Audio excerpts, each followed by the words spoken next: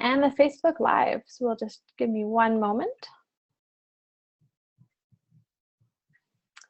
Yes, you can certainly, Darpin. Please post your questions into the chat during the webinar. We're going to start off with a brief introduction and then go right into a Q&A. So we would love to hear everything.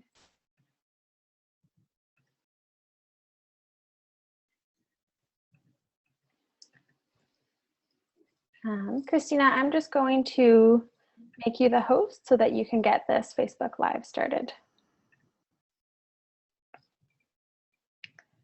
Awesome. Okay, so first of all, I want to welcome everyone for taking the time to join us today and for being interested in the Power of the Globe Challenge. We're extremely excited.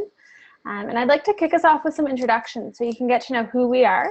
And then we'll go through a few details of the challenge. But I really want to spend our time with a Q&A so that you can ask any questions that you might have. So I'll kick it off. My name is Kyla Jeffrey. I'm from HeroX. So I'm a project manager on our team. I know I see a few familiar names on there, people I've met before. So really great to have everyone on board.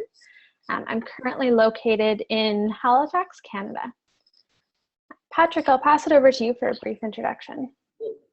Hey everybody, thanks for joining today.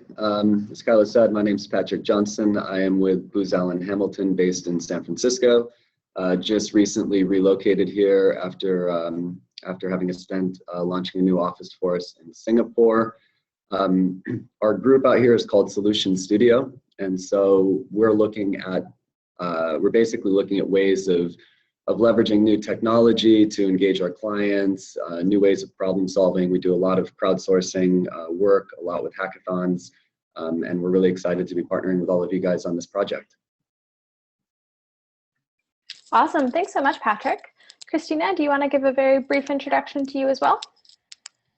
Yeah, sure. Hey, I'm Christina. I'm the social media manager for HeroX. So I'll be controlling the Facebook Live. So if you have any questions, comment them and we'll make sure to get to them. Awesome. Thanks so much, Christina. So I'm going to actually hand it over to you, Patrick. If you'd like to talk a little bit about Booz Allen's motivation behind the challenge and get us started with why you think this is so important. Great. Thanks, Kyla. So this project really started off, or we started thinking about the challenge set that we're working on around rural electrification, clean energy access, and what have you, a few months ago. We do a lot of work with development organizations like the U.S. Department of State, with the World Bank, USAID, and other actors who are working to expand energy access. And the State Department had actually recently sent out an ambassador to Silicon Valley.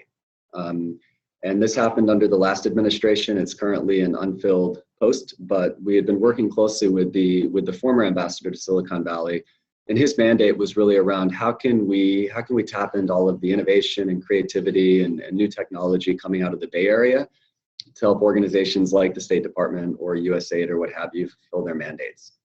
As we looked at some of the big problem sets that we're addressing, those organizations and really a lot of other organizations and nonprofits who are working in the space, we kept coming back to the issue of energy access.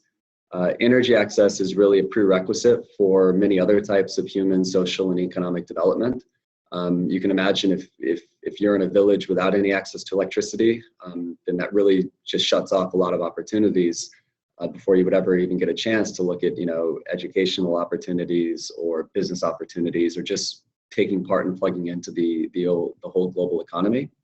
And so we really saw this as a foundational issue where if we can use data science to help expand energy access, that we would be able to improve the lives of millions and potentially even billions of people around the world, and really give them the foundations for a better life. Globally, around 2 billion people lack either access to electricity or access to reliable electricity. There are a whole bunch of different barriers for why this is the case, but chief amongst them would be just the difficulty of going in and determining development potential. If you think about energy access projects, you do have different actors that would be involved. In some contexts, you have private developers who would go in and would be putting in place, microgrids or small-scale solar systems, or even larger-scale power plants. And they're doing it for a profit motive. And that makes a lot of sense. There can be commercial opportunities. But the issue is that in the developing world, there are a lot of energy projects that aren't viable commercial opportunities and are driven more by humanitarian assistance motives. And for those opportunities, we wanted to make it easier to identify, hey, who actually needs electricity? Where is the development potential? What is the ability to pay for different customer segments so that we can identify really who needs it most and kind of segment out the types of energy projects that could be commercially viable versus be driven more from a humanitarian standpoint.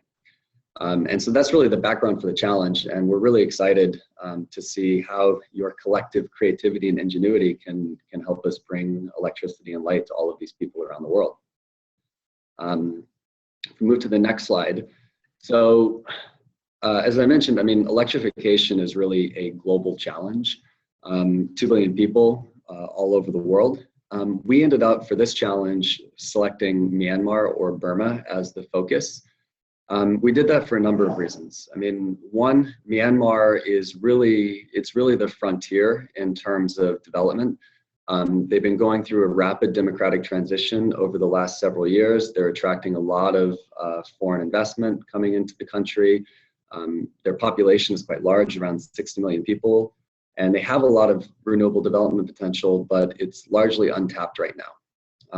Only about 30% of people are connected to electricity across the entire country, and that number actually falls to between 15 and 20% when you go into the more rural areas. And so this really perpetuates poverty, creates a lot of economic and social hardship, stalling development. Now, Myanmar's government knows that this is a problem, so they made electrification one of the central parts of their plan. They're calling for universal electricity access by 2030, so just over a decade, which is a really pretty ambitious goal because as they've performed various assessments on the financial and investment required to make that a reality, they're coming up with big numbers, like $60 billion, potentially even more, in order to expand the national grid and to provide access to electricity. So we've gotten to know a number of the government and NGO stakeholders who are working in Myanmar. We thought that we could help them. As their electricity demand continues to go up, we think that we can help them expand access to electricity, and very importantly here, expand access to green energy. One of the interesting things with Myanmar is that they do have a lot of energy reserves from coal, hydro, solar, natural gas, oil, what have you. And obviously each one of those would have different impacts on the overall environment. Now, while Myanmar was tied up in the military dictatorship for decades, a lot of those resources went untapped. There are now a number of large organizations that want to go in and basically exploit some of these natural resources. And we just want to be very cognizant of the potential environmental impact and to help Myanmar develop in a clean, green, and sustainable manner. Okay.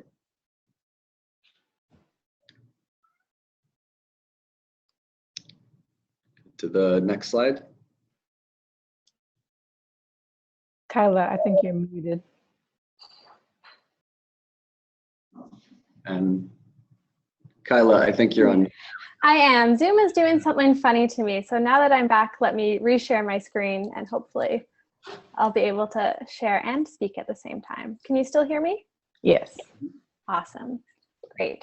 So the challenge is basically broken into 2 pieces. Patrick did a really great job explaining the motivations and the use case of Myanmar. And what we're essentially looking for is some sort of interactive tool, data science application that can help us to identify where people should go, where investors should go, stakeholders should go for more energy access. So this is looking at different ways to identify small-scale solar sites, microgrid sites, and that sort of information. I apologize, my Zoom is doing something very funny. Just give me one moment, everyone. Let's see if this will work for me.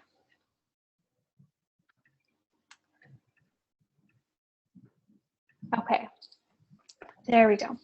So in this ultimate question of where to go, there's a few different core pieces that we want to consider. One is who needs electricity. So we obviously want to invest in areas where there's the greatest need.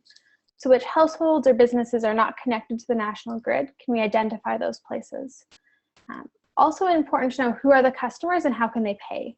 Are there paying customers or customers with the ability to pay who also need electricity? And then, of course, what is the overall developmental potential and area-specific characteristics? And Patrick did a really great job talking towards some of the development potential that's in Myanmar. So this core challenge has a deadline of June 6th. And in support of this challenge, we're also doing a data contribution component.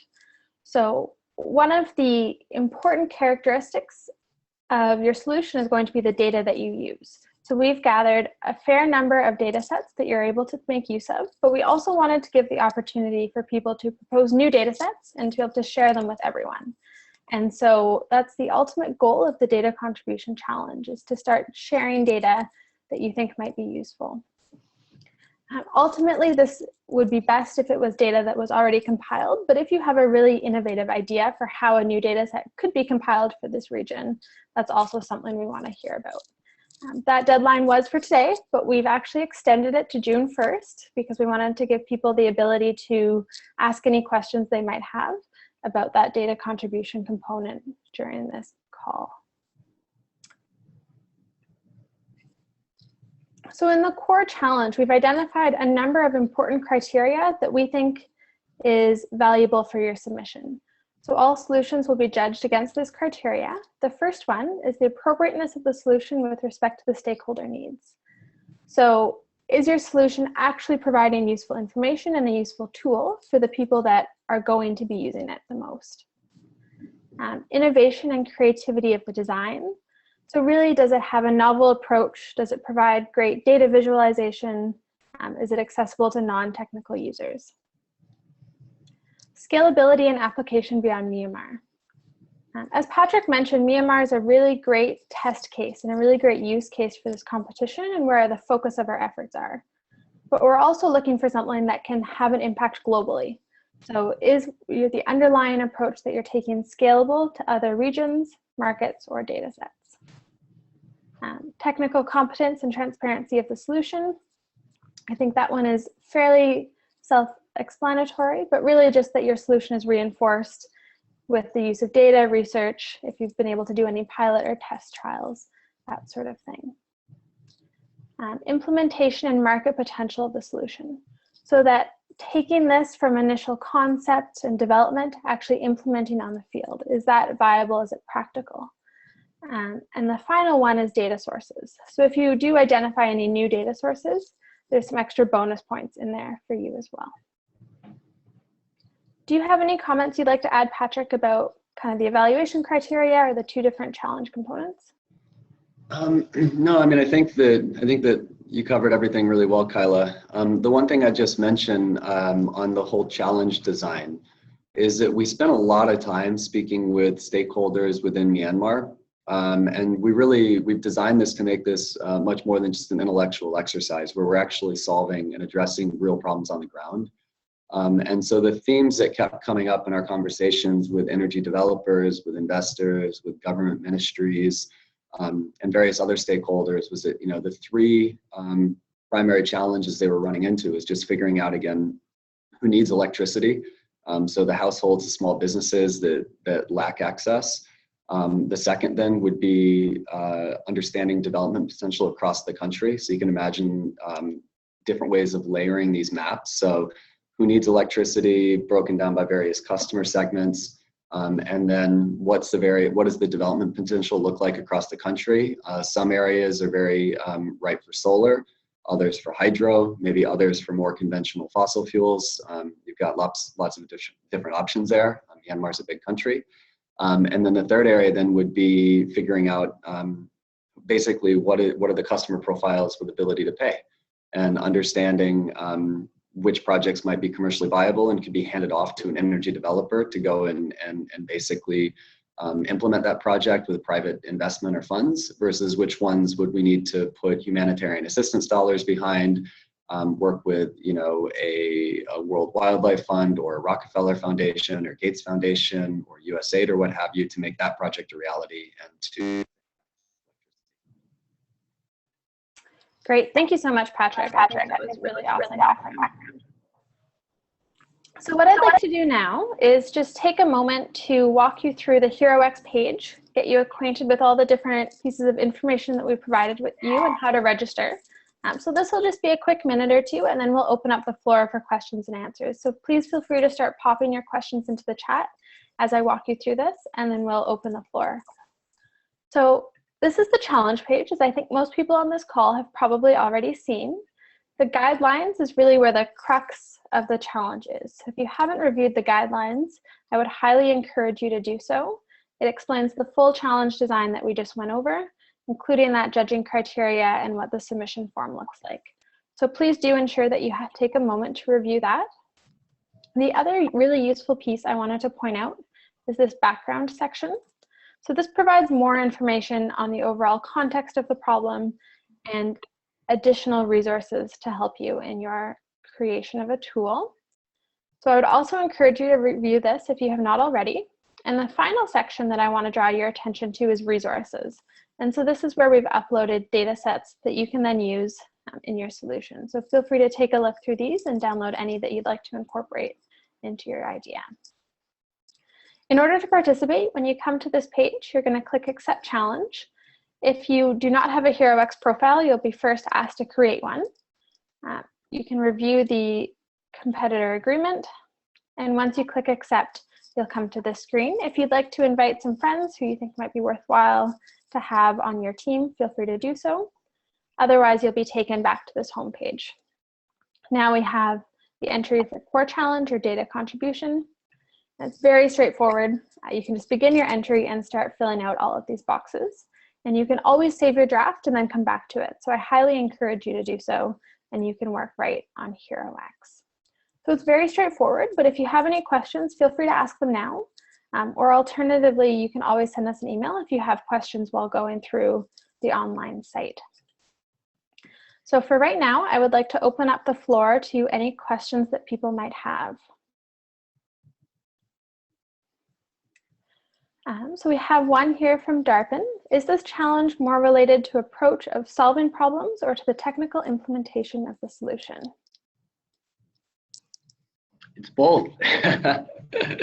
Yeah, so the challenge is both around solving this actual problem in Myanmar. So we want to have an application, tools, algorithms, etc., that can help answer these questions around where should developers go, where to build, where the potential is. But then looking at the technical implementation, we want to make sure that this is something that actually could be used on the ground in Myanmar and then potentially scaled to other geographies. And so that's where, we want to encourage dynamic applications and solutions to be developed so that as we bring in and introduce, new data sources or different kind of end users, that they could continue to use that tool as well. Great, thanks so much, Patrick. I'm glad that answered your question, Darpin. We also have something from Anthony.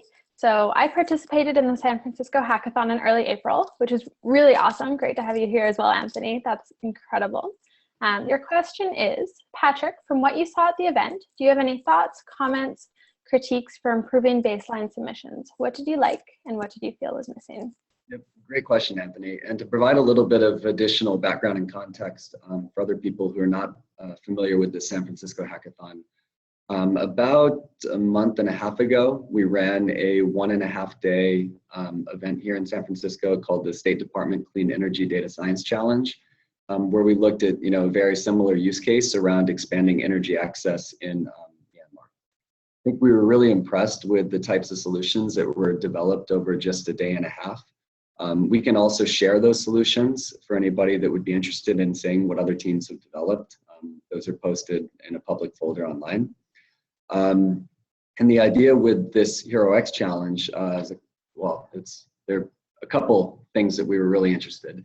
One is the San Francisco hackathon, just by design only allowed for participation here in San Francisco. So we had around 140 people show up and dedicate their weekend for it. Two, it was extremely condensed time-wise. There was really only about, I would say, less than a day and a half of time set aside to actually work on solutions. We were really impressed with what was developed. But I think the stage of development for a lot of the solutions tended to be more on they tended to be a little bit more conceptual. And so when we were assessing the overall, the submissions at the end, it was more like, hey, this is what we could do and could build with the data sets available. This is how we could address the problem. And then we saw some initial visualizations. And so we're hoping with this challenge, with the additional timeline, that we take things one step further and see what we can actually build. Awesome. Thanks, Patrick. Anthony, do you have any advice from being at this hackathon that you'd like to share with people that are now competing in the HeroX competition? If you do and you'd like to share, I can certainly promote you up to a panelist so you can do so. Otherwise, we can move on to the next question.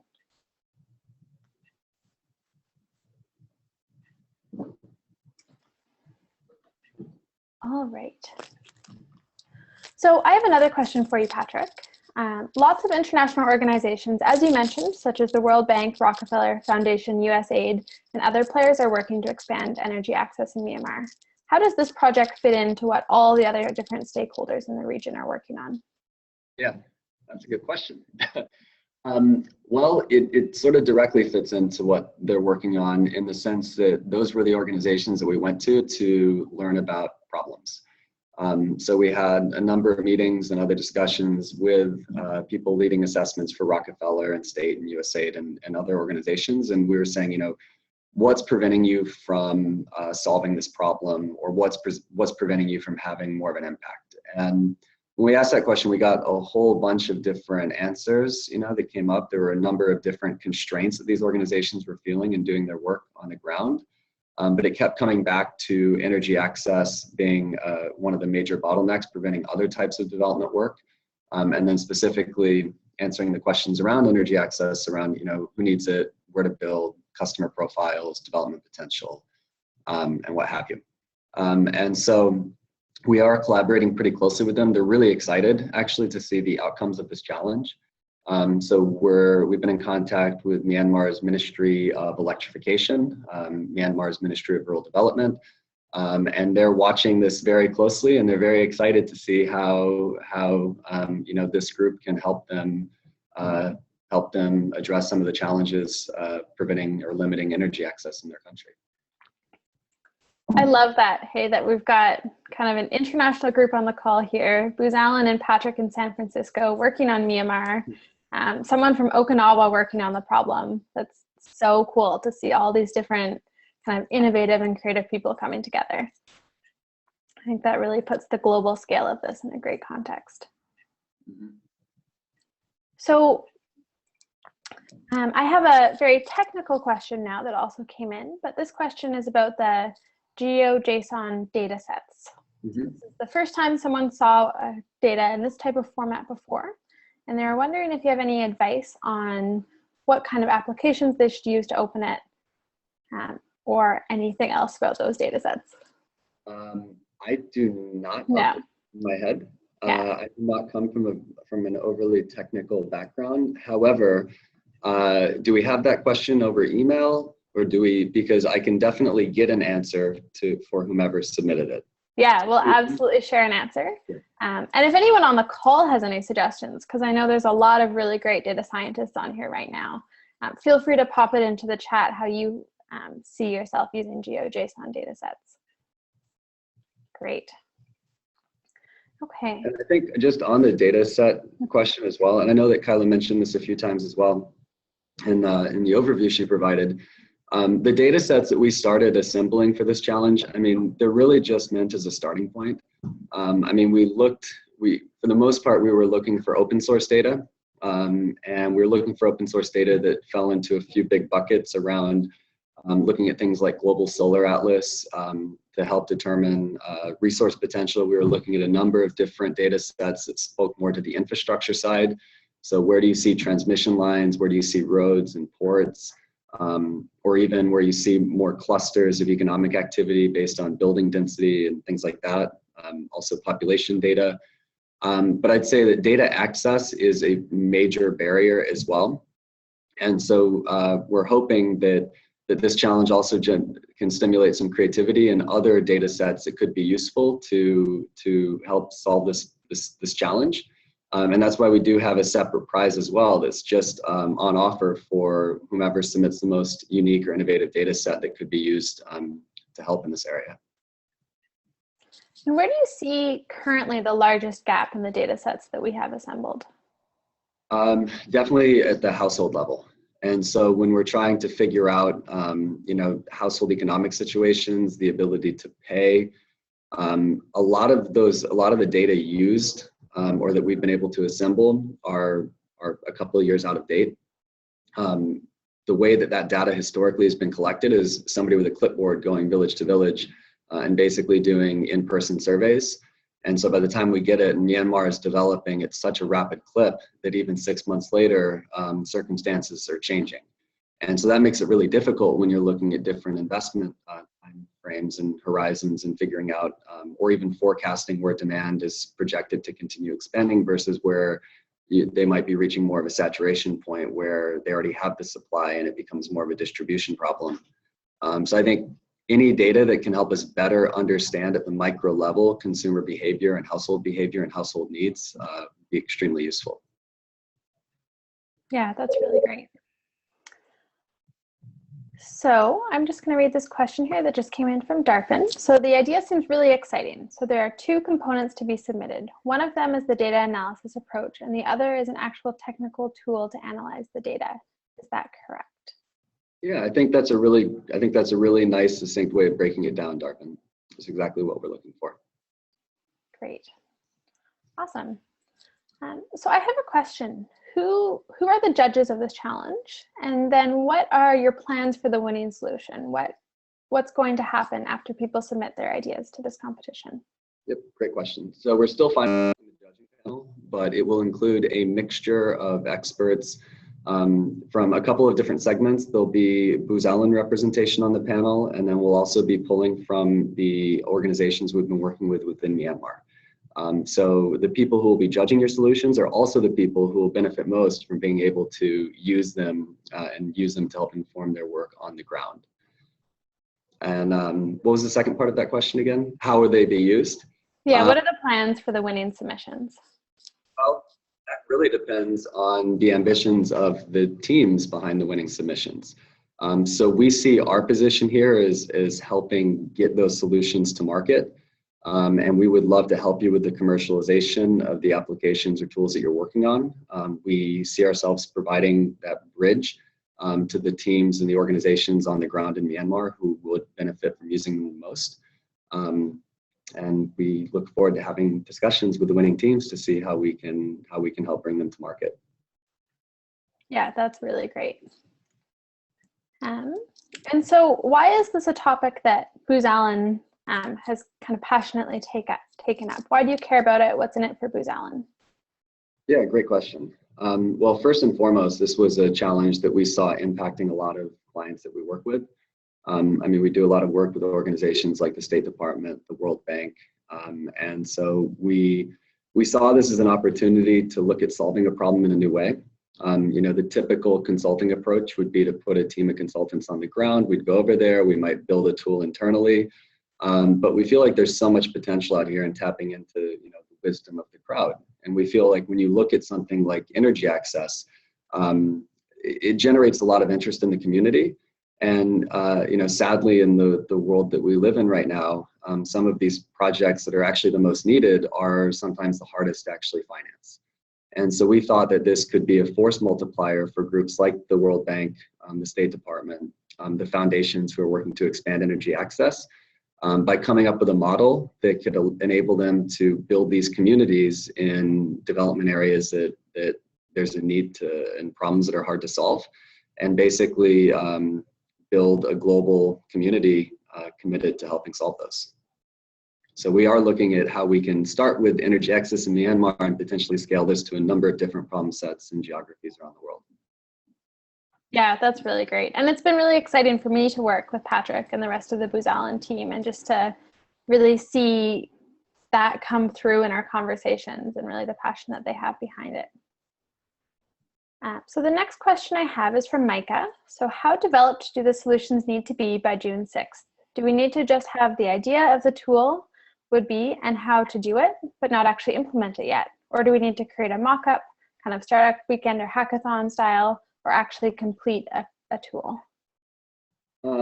Yeah, that's a good question. We certainly want to encourage any and all submissions. And so I know that, you know, it is a pretty tight deadline. And when you're looking at a project like this, it can be hard to determine, you know, how done is done and how complete does it need to be. I would say try to build it out as much as possible before the submission deadline. Now, if you are able to actually implement it, that would be phenomenal, and I think that would go a really long way when you look back at the judging criteria that we put together. I think that would definitely help your submission score higher. But we also still want to encourage you to submit even if you haven't reached that more mature phase in your solution. Great. And if you could describe kind of an ideal entry, almost the story behind an ideal entry, who would you see using it? What would it, I don't want to say look like, because I don't want to predefine what the entry is, but I guess what is the story that you see this entry then becoming? Sorry, that's a very poorly formed question, but hopefully you understand what I mean. I think that the ideal entry in the solution can really vary depending on which particular stakeholder we're trying to serve. I think it's a mistake to think about developing one solution that will be all things to all organizations that have a need in Myanmar. I think what's really interesting here is that there are a bunch of different stakeholder segments that we could be targeting. So here's one example. The government has this plan to provide 100% electrification by 2030. They don't really know how they're going to do that. They don't know how much money it's going to cost. They don't know. And the thing is that if they just had a strict number, that could actually make it a lot easier for them to go to development organizations, to donor groups, and say, hey, you should consider giving us $1 billion or $1 million or whatever, because that will equate to X% increase in our electrification rates. Donors really like to see, they like it when we're able to quantify the impact that their donation could have. And so if somebody is donating $1 million, what is the real impact? That's really hard to determine right now. And so one potential solution to this could be, say, a web application for the government that went in and said, based on population data, based on the renewable development potential, and based on, say, building costs in various areas, what would be the increase in electrification with X amount of investment? So what could you realistically expect to do with a $500,000 project versus a $5 million project or a $5 billion project? So that you can start visualizing, you know, over a map or what have you, the expansion in energy access based on the investment coming in. Awesome, thanks, Patrick. So we've actually already been almost 40 minutes here. So I do want to make sure that we end this on time. So I want to give everyone just another moment to think of any other questions they have. And Patrick, if you have any closing remarks you'd like to share. I mean, the main remark would be we can't wait to see what you guys end up submitting. And if there are other questions or comments, please follow up with Kyla, myself, the rest of the HeroX or Booz Allen teams behind this. We're really excited to work with you guys. So just let us know how we can be of assistance. Awesome, thank you. And I just saw another question from Micah. So yes, this is going to be recorded, and we'll actually share the recording as an update on the challenge page. So it'll be available for your teammates as well as anyone else publicly. So that is all there. Well, I want to thank everyone so much for joining us. It was really great to hear your questions, to see the energy of everyone working behind. You can certainly follow up with us afterwards, Micah, and that is exactly what I wanted to share with you. So we're here to support you, and we're really excited to bring all of the creative and innovative people from around the world to this problem. So my first recommendation, if you have any questions, is to post them in the challenge forum.